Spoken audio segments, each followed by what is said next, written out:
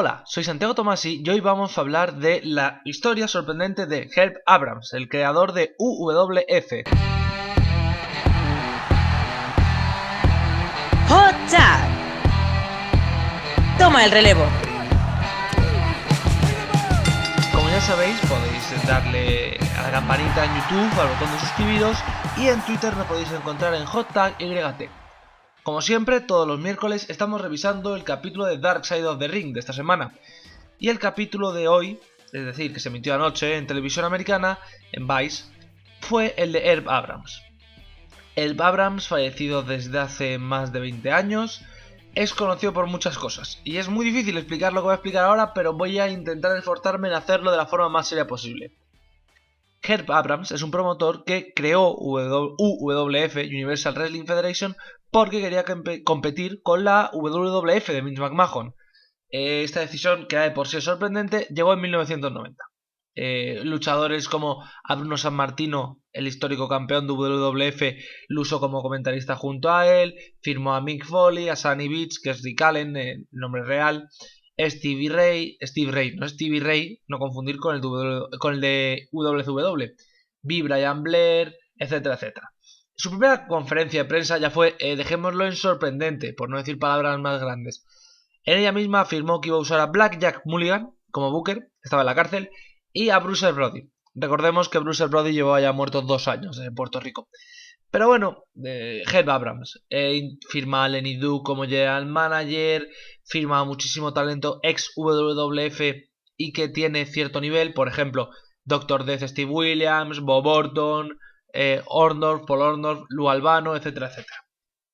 El tema, y tal y como se cuenta en el documental, es que él lo que estaba esperando era poder firmar una especie de contrato con McMahon para ser el encargado de llevar la costa oeste, mientras que Vince, pues como siempre, manejaba la este. Evidentemente McMahon le mandó a la mierda, como es lógico por otro lado, y se molestó y decidió que iba a apostar por esta empresa, por este producto televisivo que tenía 1 hora más o menos en Sports Channel América, etcétera, etcétera. Oye, había confianza, etcétera, etcétera. Bueno, firmó a Andre the Giant. Evidentemente esto fue un golpe directo a WWF, la cual era uno de los mejores luchadores, etcétera, etcétera, tal, no sé qué, no sé cuántos. ¿Qué pasó con él? Andre the Giant, una semana después de aparecer en la empresa de Abrams, volvió a WWF porque le hizo un contrato mejor el Dr. Vince. Lo de Doctor ahora es una pequeña referencia a lo que pasaría posteriormente.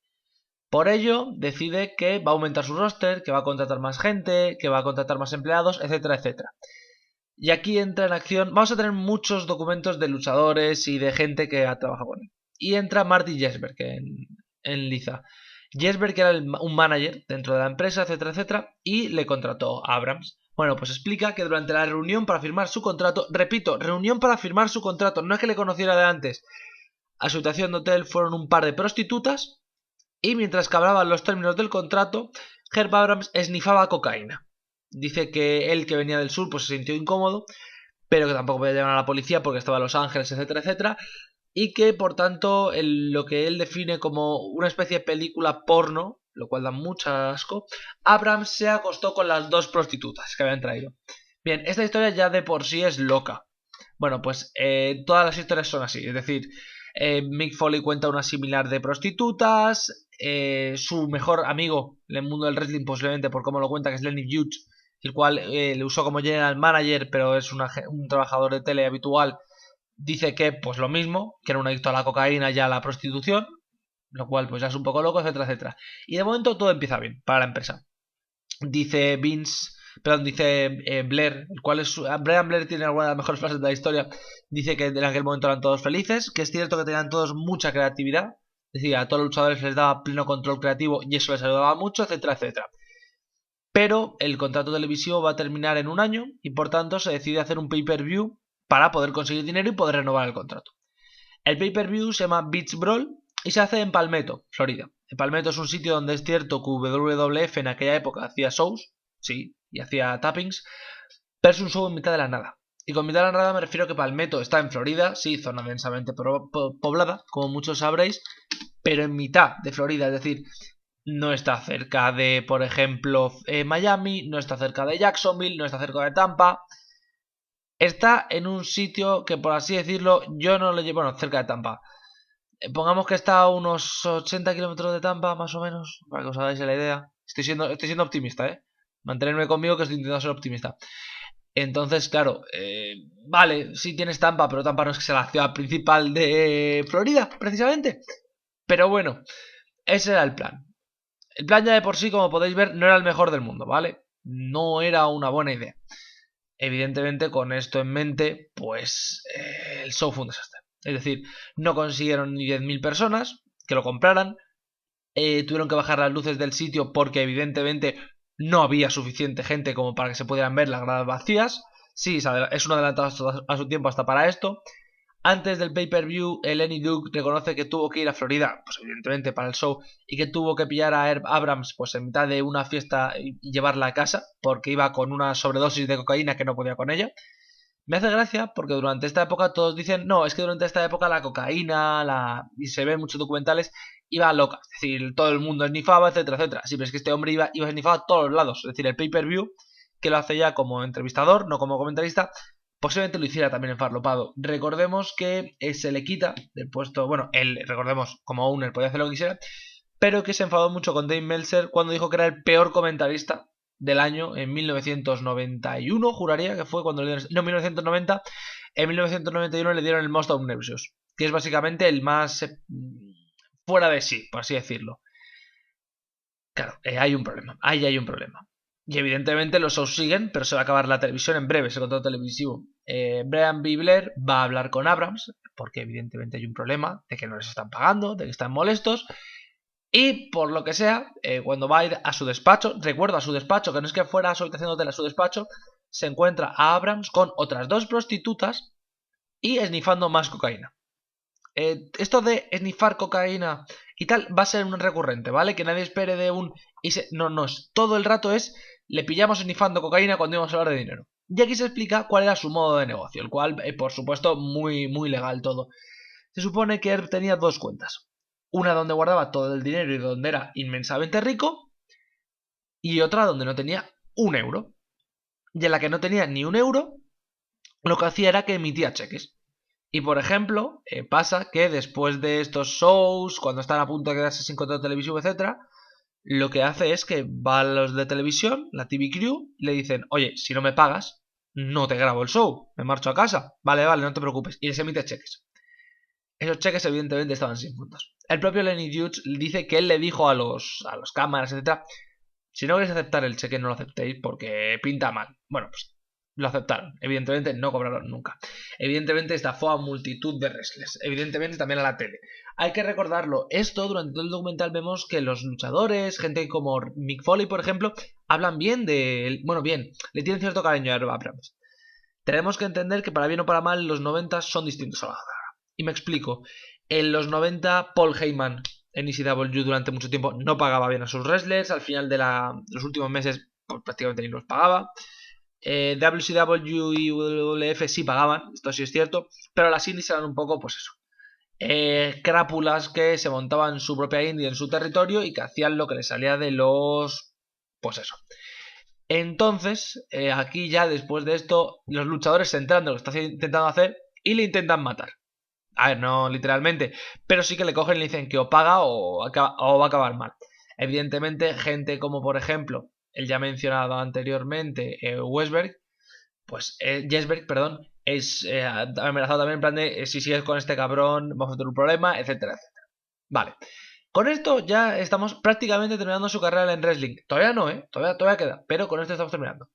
¿Cuál fue el problema? Evidentemente, Herb Abrams tuvo una adicción a la cocaína como un caballo. Es decir, es que nadie podía esperar lo contrario.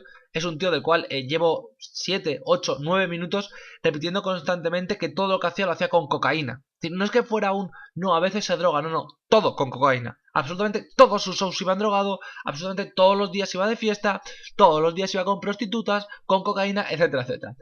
¿Y qué pasa? Que a veces se puede enfadar la gente que trabaja en estos ambientes. Y eso fue lo que le pagó en una de las mejores explicaciones que dio nunca cuando estaba en un hotel con una señorita de compañía, con una prostituta, y la fue a pagar en un cheque. Evidentemente, imagino que Abrams ya tenía cierta fama y pues le dijo a la chica que no, que en dinero. Abrams insistió en el cheque y se abrió la puerta. Y fueron varios chulos, por así decirlo, es decir, el chulo y varios acompañantes, a pegar a Abrams. Bueno, Abrams se lanzó por la ventana del hotel en el que estaba y fue corriendo a la calle. Bueno, pues se supone que, tal y como explica Steve Ray, se fue corriendo por la calle desnudo mientras que le pedía que por favor fuera a buscarle. Todo esto es maravilloso en un promotor de wrestling que además no había dejado todavía el wrestling. Además empezó a tener paranoia de que le estaban escuchando con micrófonos, nunca explicó quién, pero que le estaban escuchando con micrófonos, y empezaba a destruir habitaciones de hotel. Es decir, iba a un hotel, quitaba lo de los cojines, reventaba toda la espuma que tienen dentro, la pelusilla, como lo quieran llamar, y se lo cargaba. ¿Por qué? Porque le estaban escuchando, porque había micros para oírlo. A él, Abrams. Vale. Seguimos con esto porque es que todo lo que estoy contando es demasiado loco hasta para mí. Evidentemente, Vince McMahon en aquella época, han pasado 3 años más o menos desde que hubo esta negociación, ha crecido muchísimo. Es decir, WWF es la empresa, en mayúsculas, es un tío increíble, es una empresa espectacular, etcétera, etcétera. Vale, ¿cuál es la parte buena o la parte positiva de todo esto? Que esto le hace ver a Abrams, oye, hay una opción de irnos a Las Vegas y hacer un show. Para ello decide hacer el show de Blackjack, Blackjack Brawl en 1994, que se emitiría otra vez en Sports Channel América, y la gente, oye, pues había opciones, había ilusión, etcétera, etcétera. Es un show como es el MGM Grand Arena, el cual hemos visto también que creo que ahora mismo usa alguna vez All Elite. Es decir, una arena muy buena. Luchadores, el talento es espectacular. Sigue Foley, gente como Sid Vicious está en la empresa, gente como Jimmy Snuka, es decir, Superfly está también Doctor Death, etcétera, etcétera. 9 combates por el título en este show. 9, repito, se quedaron 7 títulos solo para este show. Imaginaros el espectáculo. ¿Cuál fue el problema? Una vez más, el MG Grand no estaba vendido ni a la mitad. Es decir, había como 300, 400 personas. ¿Cuál fue el tema gracioso? A este señor, a Abrams, se le conocía porque era, aparte de bajito, ir hasta arriba de cocaína, porque llevaba siempre botas de cowboy. Y por lo que se supone, hasta cuando estaba con prostitutas las llevaba, por así decirlo. Y dice Mick Foley aquí que la noche antes de Blackjack Brawl, la noche posiblemente más importante de la empresa, le llama Abrams a la habitación. Bueno, oye, eso está bien, eso es lógico. Y Abrams lo que quiere contarle es que se ha hecho unas botas, las cuales pone UWF, y amarillas chillonas, cantosas de cowboy, y dice que con eso lo van a petar. Que eso va a volver a todo el mundo loco. Por lo que sea, Mick Foley dice que si ese era el objetivo de la empresa, estaban muy, muy jodidos. Claro, evidentemente, en un show donde había esto, Snuka y Foley se fueron a pegar en mitad de la grada, no había absolutamente nadie allí, no compró absolutamente nadie el show, que era en directo, pero no lo vio prácticamente nadie. Un absoluto desastre que fue criticadísimo. En este momento, Abrams se había justo divorciado, no sé cómo lo aguantó su señora esposa durante 5 años, que aguantó ese matrimonio, aunque no lo digan en el vídeo, 5 años aguantó con él. 5 años de cocaína, básicamente, y no es literal. El tema es que en aquel momento, pues, no se pagó. Este show no se pagó y Abrams se marchó de donde vivía, que era en aquel momento LA, porque era donde hacía los shows, porque era su costa oeste de que él manejaba, como lo había dicho Vince McMahon. En serio, se supone que manejaba la costa oeste, hizo su show principal en Florida, lo hizo en Las Vegas, era un genio de esto, y se vuelve a Nueva York.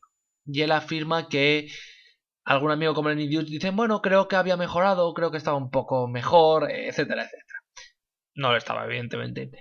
Steve Ray, también habla de esto, Sunny Beach, etcétera, etcétera. Bueno, pues se marcha a Nueva York y hasta 1996 más o menos tenemos pista de él. En febrero de 1996 van unos amigos a visitarla a Nueva York, graban un pequeño vídeo donde podemos verle y ahí se acaba en lo que tenemos de Herb Abrams, foto, vídeo, etcétera, etcétera. Ahora empieza lo divertido. 1996, julio. Voy a decir lo divertido porque, aunque sea su fallecimiento, es divertido. Muere en julio de 1996, el 23, de un ataque al corazón. Vale, hasta aquí todo normal. Era joven, es cierto, muere solo a los 41 años, pero bueno, ha hecho mucha cocaína y tal. Atentos a cómo muere. Lo que sabemos seguro, ¿vale? Y lo que reconocen todos los que están en este documental. Todos. Sunny Beach, Steve Ray, Lenny Duke. Estaba desnudo, cubierto en vaselina y o aceite de bebé, el cual se usa para masajes y estas cosas en Estados Unidos, cubierto en cocaína, lo cual más o menos es razonable, con toda la habitación del hotel destrozado. Vale, hasta aquí estamos en lo que sabemos, ¿vale? Herb Abrams murió de una sobredosis de cocaína estando en custodia policial. Ahora viene la parte graciosa. ¿Por qué se supone que estaba en custodia policial? Según cierta gente, las prostitutas con las cuales estaba, sí, estaba con prostitutas, evidentemente es Herb Abrams, le quisieron robar. Otros dijeron que se emparanoyó y que pensaba que eran en no sé qué y que tenían micros, etcétera, y que las estaba persiguiendo con un bate de béisbol. Otros que le pegó con el bate de béisbol. Otros que al perseguir a las prostitutas con el bate de béisbol, las prostitutas cerraron la puerta, Herb chocó contra la puerta y se cayó al suelo. Todo esto también dicen que murió en el coche de policía, que murió en el hospital. Hay uno que ya no sé por qué, pero dicen que hay una leyenda urbana dentro del mundo del wrestling que los policías le sodomizaron con la porra durante su detención. Es decir, todo muy loco, todo muy Herb Abrams. Y así todo el rato. Es decir, toda esta historia es así. No es que sea de, joder, estás intentando meterle añadidos para tal. No, todo lo que cuentan es así. Evidentemente, ya al final del show y después de todo lo que he contado de cocaína, tal, hay un momento que a mí me resulta, dos momentos muy graciosos para mí, luego voy a contar la parte más, cuando se ponen más emotivos, pero dos momentos que son graciosísimos. El primero es B. Brian Blair, el cual está hablando de él y la verdad es que justo antes de la última publicidad que tiene el show, dice, la verdad es que Herb Abrams murió haciendo lo que le gustaba. Perseguir prostitutas y snifar cocaína. Ya está, es que cuando ese es el resumen de tu vida, o para algunos, no me incluyo en ellos, eres un genio, o tu vida es una puñetera mierda. Me inclino más por lo segundo, ¿eh? Todo se ha dicho. Yo me inclino más por tu vida es una mierda. Pero madre del amor hermoso, ¿cómo tienes que acabar un día para acabarlo así? Es que es acojonante. Y luego la otra parte es Rick Allen comenta que el perro que tenía Herb Abrams se lo quedó él. Se lo quedó él y eso es una parte bonita, etcétera. Pero el nombre que le puso al perro, el perrillo, es Coqui. Evidentemente, para los que no sepan inglés, Coke, acabado en E, es cocaína. Cockey, acabado en Y, sería como un diminutivo cariñoso de cocaína porque el perro era blanco. No, evidentemente, a mí esta parte me hace muchísima gracia cuando estamos hablando de un tío que era no adicto, era lo siguiente. Pero bueno, evidentemente la parte más dura es el Lenny Hughes, por ejemplo, que sí era amigo suyo, hablando de pues que le echa mucho de menos, que lo peor que pudo hacer fue morirse a pesar de lo de no pagar, que a él tampoco le pagó, etcétera, etcétera. Mick Foley dice que está contento, él cree que está contento, el señor Abrams, porque consiguió lo que quería, que es una leyenda. Evidentemente no consiguió serlo como él quería, pero sí su objetivo final. Incluso, que me hace muchísima gracia, Steve Ray durante partes de este final afirma que, bueno, eso de que está muerto, que ya veremos, que él no se lo cree. Y me hace gracia, porque tal y como lo dice, tú dirás, joder, pues vaya idiota. Pero claro, él explica que durante un show de UWF, otra, no la de él, se hizo un evento bajo ese nombre, en la zona de Carolina del Sur, creo que dice. Y dice que evidentemente que alguien, supuestamente, repito, parecido a Herb Abrams, apareció por ahí para decir que les iba a denunciar porque habían usado su nombre. Claro, podéis imaginar pues las risas generalizadas y Lenny Hughes diciendo que esto es imposible. Y aquí sí que tengo que reconocer que se me parte un poco el corazón porque dice que es imposible, porque si fuera así se hubiera acordado de él y lo hubiera saludado y tal. Y es triste porque se demuestra que más allá de que caiga mejor o peor, sí que le que tenían cariño. Evidentemente Abrams pues es querido por todos la gente que está en este documental, es decir, Sunny Beach por ejemplo se emociona, Stevie Ray llora a moco tendido.